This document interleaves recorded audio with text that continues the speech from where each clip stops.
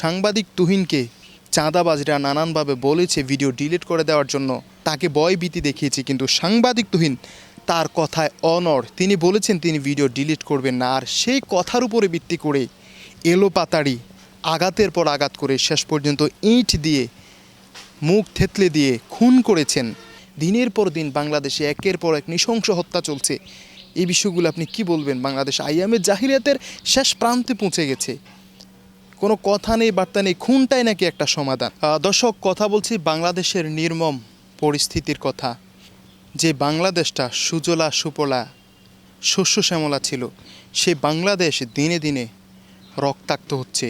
সেই বাংলাদেশের মানুষ দিনে দিনে ভয়ঙ্কর হয়ে উঠছে। একের পর এক খুন, একের পর এক হত্যা। আজকে কথা বলবো গাজীপুরের সাংবাদিক তুহিন হত্যার কথা।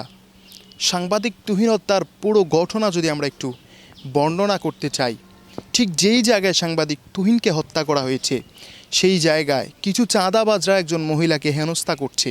সেই মহিলাকে হয়তো একজন পুরুষ এসে সেভ করার চেষ্টা করছে, অথচ সেই চাঁদাবাজরা একের পর এক এলোপাতাড়ি সেই ব্যক্তিকে আঘাত করেছে। সেই ব্যক্তি দৌড়ে পালিয়ে গেছে।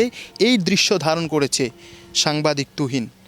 আর এই সাংবাদিক তুহিনকে চাঁদাবাজরা নানানভাবে বলেছে ভিডিও ডিলিট করে দেওয়ার জন্য, তাকে ভয়ভীতি দেখিয়েছে, কিন্তু সাংবাদিক তুহিন তার কথায় অনড়।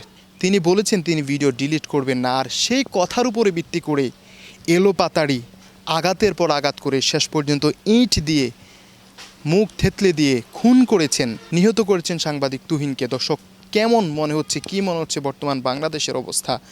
যেখানে মিটফুডে হত্যা করা হয়েছিল সোহাগকে, এখন গাজীপুরে একজন সত্য ন্যায়নিষ্ঠাবান সাংবাদিককে সেম প্রসেসে হত্যা করা হয়েছে।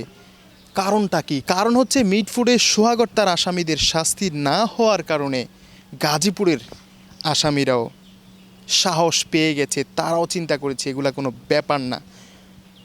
একজন সাংবাদিক যে সত্যের পথে চলে, সত্যের কথা বলে, সেই সাংবাদিককে দিনে দুপুরে এলোপাতাড়ি কুপিয়ে এবং শেষ পর্যন্ত ইঁট দিয়ে থেতলে দিয়ে তাকে হত্যা করেছে সেই নৃশংস ব্যক্তিগুলো।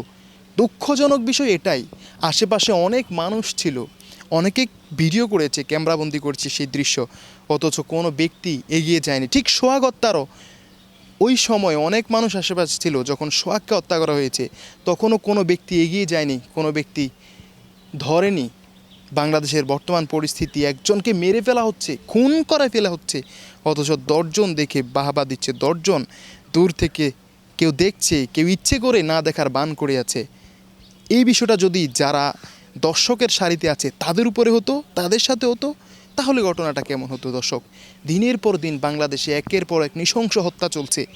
এই বিষয়গুলো আপনি কি বলবেন? বাংলাদেশ আইয়ামে জাহিলিয়াতের শেষ প্রান্তে পৌঁছে গেছে, কোনো কথা নেই, বার্তা নেই, খুনটাই নাকি একটা সমাধান। সামান্য একটা কথা কাটাকাটির কারণে খুন করাটাই নাকি এখন একটা সমাধানের পথ হয়ে গেছে। কারোর সাথে কথা বাঁধবে তো আপনাকে ডিরেক্ট মেরে ফেলবে। এমন ঘটনা আর কত ঘটবে? বাংলাদেশ এমন ঘটনা থেকে কবে উদ্ধার হবে, কবে পরিত্রাণ পাবে? দর্শক, সোহাগের পর সাংবাদিক তুহিন এইভাবে একের পর এক হত্যা, এইভাবে একের পর এক খুন, কীভাবে দেখছেন আপনি? বর্তমান বাংলাদেশের অবস্থা কেমন? ফিউচার বাংলাদেশ কেমন দেখছেন? আপনি অবশ্যই আপনার মতামত জানিয়ে দিবেন। ধন্যবাদ সবাইকে।